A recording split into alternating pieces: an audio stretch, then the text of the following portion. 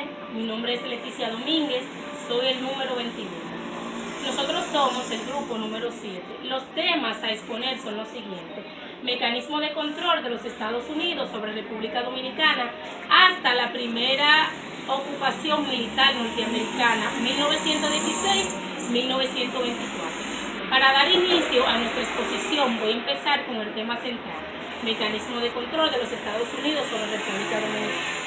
El 29 de noviembre del año 1916, República Dominicana dejó de tener un gobierno propio y el país empezó a ser gobernado por militares norteamericanos. Este cambio político fue la culminación de un largo proceso de la soberanía nacional. Esto fue producto de los desaciertos y los desastres cometidos en el partido de Cáceres desde el 1911. Y, por otro lado, el interés que tenían los norteamericanos de gobernar nuestro país. En sí, las razones determinantes locales que provocaron la intervención fue la supuesta violación del gobierno dominicano a la Convención Dominico-Americana del 1907, donde el pueblo dominicano se compromete a entregar las aduanas a los norteamericanos hasta pagar las deudas a los acreedores de Estados Unidos. 3 días después de que Desiderio Arias abandonara el país, los norteamericanos desembarcaron, apoderándose de la nación, y en menos de 2 meses tomaron el control de la población, implantando un gobierno militar bajo el mando del contraalmirante Harry Chespan. Los marines impusieron un orden en la mayor parte de la República, con excepción de la región oriental. A consecuencia de la intervención, el presupuesto del país se equilibró, disminuyó la deuda externa y se retomó el crecimiento económico.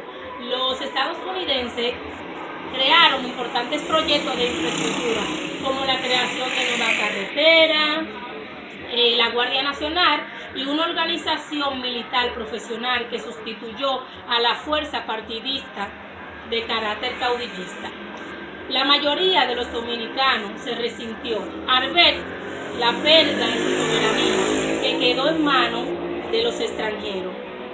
Un movimiento gavillero conocido como los guerrilleros contó con el apoyo de las poblaciones orientales del Ceibo y San Pedro de Macorís, uniéndose para hacer fuerza, los cuales lucharon contra los estadounidenses. Pero no obstante, los Estados Unidos mantuvo esa fuerza durante este periodo, o sea, que los estadounidenses no fueron derrocados por el movimiento de los gavilleros, sino que se mantuvieron esa fuerza durante ese periodo. El 12 de junio el control de la República regresó a los dominicanos y los estadounidenses se fueron a su país en junio de ese mismo año. Es cuanto.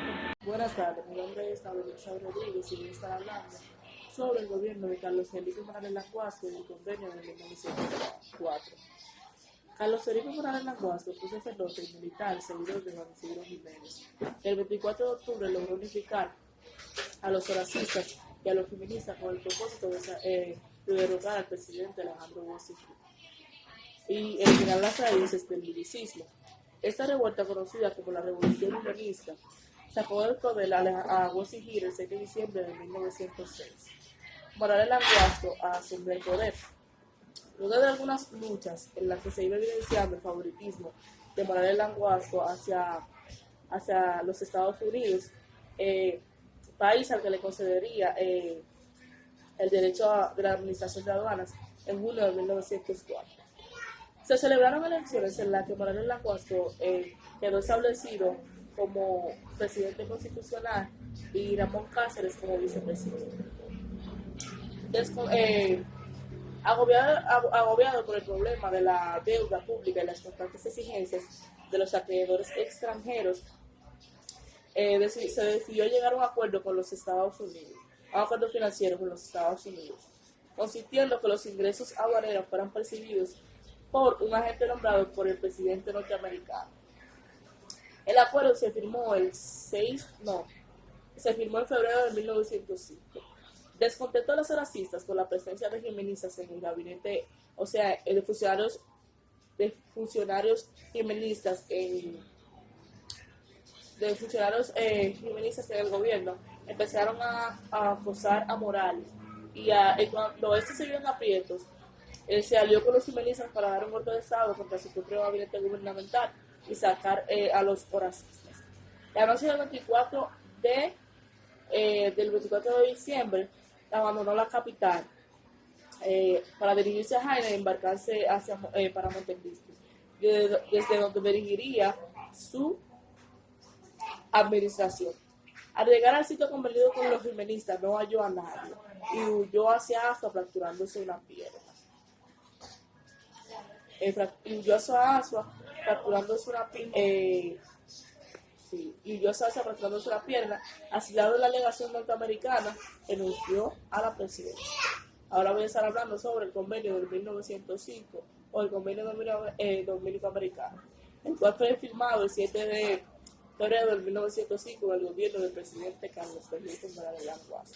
Él llegó a un acuerdo financiero con los Estados Unidos, en virtud del cual esta nación tomaría el control de las aduanas de la República Dominicana para pagar de manera equitativa. Muy buenas, compañeras y compañeros y maestros. Mi nombre es Dairilaire Rodríguez Rijo y mi número es el 58. En esta ocasión le estaré hablando sobre el régimen de Ramón Arturo Cáceres. Ramón Arturo Cáceres nació el 15 de diciembre del año 1866 en Moca, República Dominicana, hijo de Manuel Altagracia Cáceres y Fernández y de la señora Remigia Vázquez Lizardo. Este perteneció al Partido Rojo. Al momento de que Cáceres asumió el poder, el país se encontraba en medio de una crisis política y económica. La deuda del Estado alcanzaba grandes proporciones a su llegada al poder. Cáceres tuvo que hacer frente al problema económico del país. La deuda pública alcanzaba los 40 millones de dólares. Para el presidente Cáceres, lo primordial era pagar esta deuda externa que desde el inicio de su gobierno estuvo presente. Gestionó acuerdos con Estados Unidos realizando un plan de ajustes y negoció la deuda. En 1987 se creó un tratado que ayudó al país a saldar la deuda externa e interna del país y superó la gran crisis económica que se vivía a principios del gobierno de Ramón Cáceres. Esta situación económica era causada debido al mal manejo económico del expresidente Ulises Herod Lilis. En el gobierno de Ramón Arturo Cáceres le estaré hablando de algunas de las características de este gobierno. Él le dio continuidad a la política de Lilis, es decir, el mismo modo operando que tenía el presidente Lilis tuvo él. Creó leyes y decretos a favor de la industria azucarera. Esto es muy importante para aquel entonces en nuestro país, ya que la industria azucarera era una de las fuentes de ingreso más grandes de nuestro país. Medidas que tomó Lilis.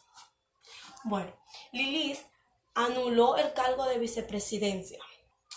Segunda medida, amplió el periodo de gobierno del tiempo que tenía a 6 años. En ese entonces, cuando Lilis llegó a gobernar, al él cambiar, los presidentes duraban 6 años.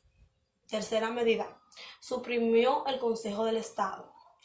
Cuarta medida, los gobernadores dejaron de tener su prioridad lo que ellos hacían, que ellos venían siendo como el presidente de cada pueblo. En ese entonces, al él quitarle el poder, solo sus funciones se regían a funciones civiles. Todo lo que era civil, ellos lo tenían que ver, lo otro no, solo civil. Entonces, obras obras del gobierno, las obras de Ramón Arturo Cáceres. Ramón Arturo Cáceres fomentó la construcción de las carreteras y estaciones de ferrocarriles. Él se enfocó mucho en construir carreteras y ampliar los ferrocarriles, ya que este era el medio de transporte.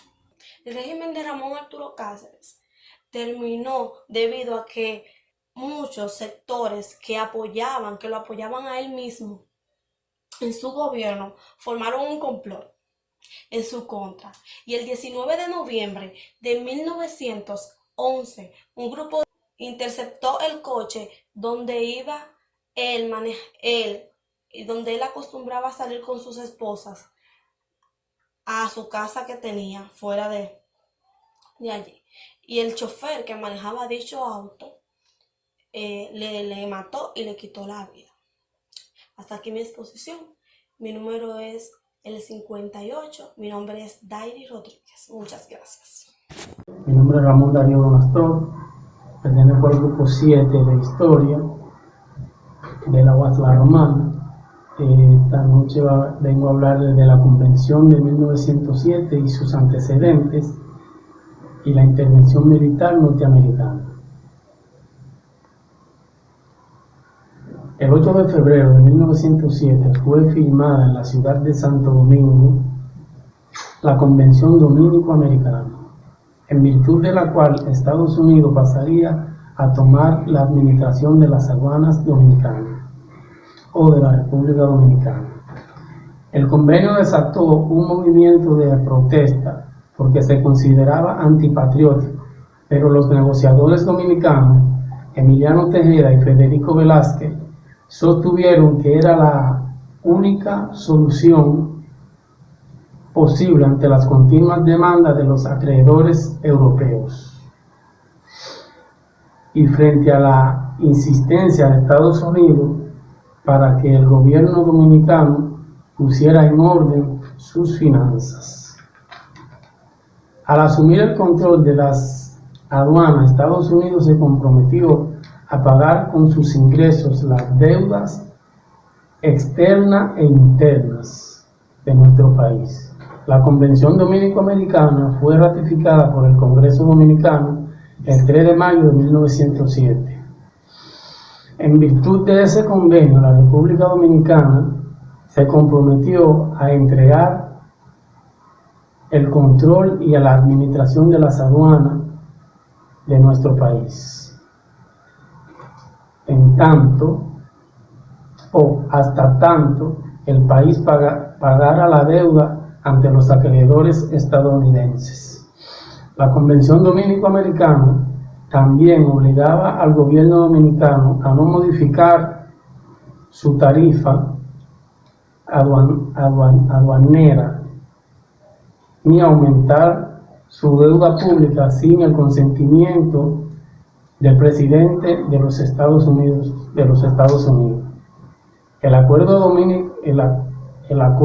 dominico-americano también dispuso que para el pago de la deuda, el 50% de los ingresos aduanales se depositarían en un banco de Nueva York.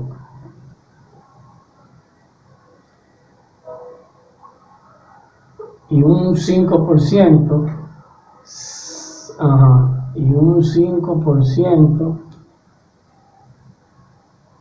se destinaría para el pago de los empleados de la receptoría. Y el restante 45% se entregaría al gobierno dominicano para los gastos administrativos. El artículo 2 de la Convención Dominico-Americana se estableció que para el cumplimiento de los deberes del receptor general de las aduanas, que nombraría el presidente de los Estados Unidos, su gobierno le daría al funcionario y sus auxiliadores toda la protección que éste considerara. Ahora les voy a hablar de la intervención de Estados Unidos en la República Dominicana. El 15 de mayo de 1996, la República Dominicana fue ocupada por los infantes de Marina de Estados Unidos, bajo el pretexto de que tenían que asegurarse de que un país pagase su deuda a acreedores norteamericanos y para proteger a los norteamericanos residentes en la isla. La gran inestabilidad política del país sirvió a Estados Unidos como pretexto para invadir en 1916 y ejercer así el control absoluto hasta 1993. Durante los inicios del siglo XX, la inestabilidad política y económica y el atraso de los pagos de los empréstitos realizados durante el siglo XIX dieron pie a lo que se denominó la primera invasión estadounidense, que se extendió desde 1916 hasta 1924. En la República Dominicana había una gran inestabilidad política y un gran endeudamiento que acrecentó la deuda externa. Debido a esto, Estados Unidos ocupó el territorio dominicano alegando la violación de artículos o del artículo 3 de la Convención de 1907, el cual establecía que el país no podía aumentar su deuda externa sin el consentimiento de los Estados Unidos. Y estos además querían dotar el país de inestabilidad política. Lo vamos a dejar hasta aquí fue mi explicación. Yo soy Ramón Darío Mastor, mi matrícula es 151 79 32, mi número de orden 23. Muy buenas tardes, soy Gelin San Luis, mi número 66. Estaré hablando de causas y consecuencias de la ocupación militar de Estados Unidos a República Dominicana del año 1916 a 1924. El imperialismo norteamericano invadió y controló a las tropas de Arias, quien se trasladó sin éxito a Santiago para tratar de combatir desde allá. El gobierno norteamericano alegó que el Estado dominicano había violado la Convención de 1907. El presidente Jiménez renunció. El Congreso nombró como presidente provisional a Francisco Enrique y Carvajal, quien vivía en Cuba. Regresó al país para asumir el cargo. Enrique se perfilaba como una figura neutral en las luchas de los caudillos. El Congreso pensaba que con su elección facilitaría una pronta recuperación de las tropas invasores. Pero como el presidente rechazó las exigencias de Estados Unidos, el gobierno de este país le cortó los ingresos y las aduanas que controlaba. El 29 de noviembre de 1916, el contrabandista Harry Shepard Knapp leyó al borde del vapor de guerra una proclama donde se ponía a la República Dominicana bajo de la soberanía del gobierno norteamericano. El mismo Knapp se quedó como gobernador militar del país. El desarme logró participar al país, con excepción de los habitantes de la provincia del este, con los habitantes de la región del este, especialmente con la provincia de Ceibo, en donde los campesinos se hicieron frente a la ocupación norteamericana. Los líderes guerrilleros más importantes del este fueron Vicente Evangelista, Ramón Natera y Martín Peguero, quienes fueron perseguidos por los soldados americanos entre los años de 1917 y 1921. Esos guerrilleros fueron llamados gavilleros. Al imperialismo norteamericano le interesaba modernizar las economías del país, sobre todo construir carreteras para ampliar sus inversiones de la economía de exportación. La influencia de Estados Unidos era cada vez mayor en la industria azucarera, como que en que la guerra mundial del año de 1914 a 1918 se ha vuelto más rentable debido a la baja de la producción de azúcar de remolacha de los países europeos involucrando en el conflicto. La guerra mundial disparó el precio del azúcar de $3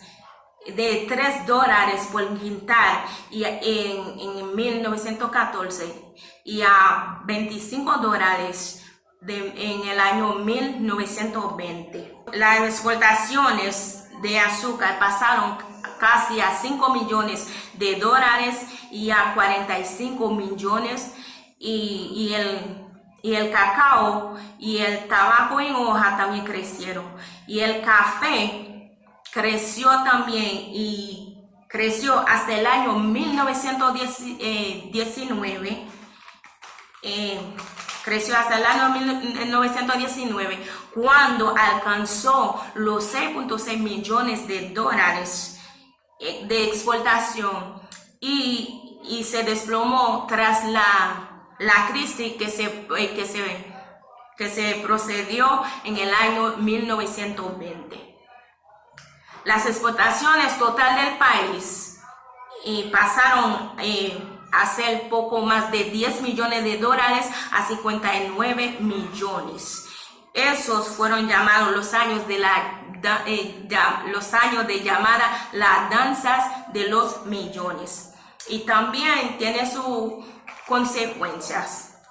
La consecuencia fue que el aumento del peso de la relación capitalista de la sociedad dominicana.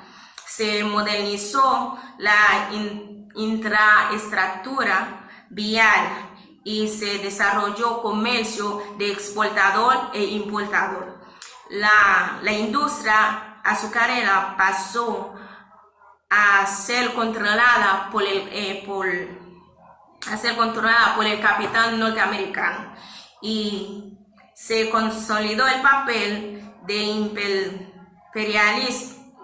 imperialismo norteamericano en el país y se desnacionalizó la fuerza de trabajo en la actividad azucarera con la invasión masiva de los haitianos y los concoros. Muchas gracias. Muy buenos días, mi nombre es Carlos Santana, mi número 64. Le voy a hablar de las causas de la ocupación militar norteamericana, de su política económica y de los cambios e inversiones en su estructura de clase. Pero en 1911, Lili Cáceres tuvo el mismo destino que Lili. Fue asesinado por un grupo de opositores y, como antes, el vacío de poder trajo consigo el desorden político. La República Dominicana era un país de hombres armados divididos no por concesiones político-ideológicas o por diferencias programáticas, sino por intereses grupales y regionales. Más allá de que Lili había logrado establecer una cierta capacidad estabilizadora del poder central, la realidad era que los caudillos regionales se movilizaban con absoluta autonomía. Esa falta de control por parte del poder central estaba acentuado por la falta de una red de carreteras que uniera definitivamente las diversas regiones del país. 1911 y 1914 se sucedieron 4 presidencias, algunas de ellas con apenas pocos meses. En 1914, Juan Isidro Jiménez ocupó el poder en medio de la agitación política, pero los caudillos Federico Velázquez y Desiderio Arias pusieron en jaque el gobierno de Jiménez. de su parte, los Estados Unidos presionaban a para que nombrara un especialista financiero norteamericano como supervisor de aduanas y de gasto público. Finalmente, el levantamiento armado encabezado por Arias y en abril de 1916, la destitución del presidente dieron a los Estados Unidos el pretexto para una intervención norteamericana militar directa. En mayo comenzó el desembarque de las tropas estadounidenses, que se encontró con una pequeña resistencia. Por su parte, Jiménez se negó a ocupar la presidencia, apadrinado por la fuerza invasora. Sin embargo, el Congreso Dominicano eligió a Francisco Enríquez y Carvajal para sustituirlo. Pero ¿qué sucede? Que el 26 de noviembre de 1916, los Estados Unidos proclamaron formalmente un gobierno militar bajo el mando del capitán H.S. Capman, la primera intervención de los Estados Unidos. La ocupación estadounidense de 1916 a 1924 acarreó transformaciones fundamentales en la organización económica y social del país. La primera medida implementada fue el desarme de la población, a la que siguieron una ley de censuras, de reorganización de los cuerpos militares a una Guardia Nacional. Paralelamente se lanzó un vasto programa de obras públicas cuyo hito principal consistió en la apertura de nuevas redes de caminos destinados a asegurar el control absoluto del territorio nacional y facilitar el transporte de los productos de exportación. Las nuevas rutas no solo agregaron valor a la tierra, sino que también fomentaron las inversiones y permitieron la formación de un verdadero mercado nacional. En materia social, se pusieron en marcha políticas educacionales que priorizaron la educación primaria y se realizaron programas de salud preventiva como vacunaciones y campañas contra la malaria y los parásitos. Los cambios más significativos dieron lugar al sistema de propiedad de la tierra, un aspecto vital para los Estados Unidos en el país. La intervención ocurrió durante la Primera Guerra Mundial entre los años 1914 y 1918 respectivamente, que había afectado la producción de los principales países azucareros y como Estados Unidos necesitaba crear nuevos mercados abastecedores, la República Dominicana, que desde finales del siglo XIX atravesaba por un aumento creciente en el desarrollo del azúcar, desempeñó ese rol. No obstante, para aumentar la producción y rentabilidad, había que superar ciertos obstáculos.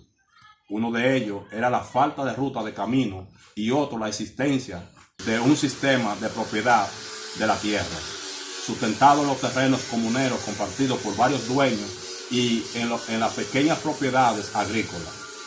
Para enfrentar esa situación se estableció así el sistema llamado torrens, con que se reordenó la división de los terrenos comuneros mediante reglas para la medición de la división de los terrenos. Además de eso, se promulgó una ley de impuestos sobre la propiedad por parte de los Estados Unidos.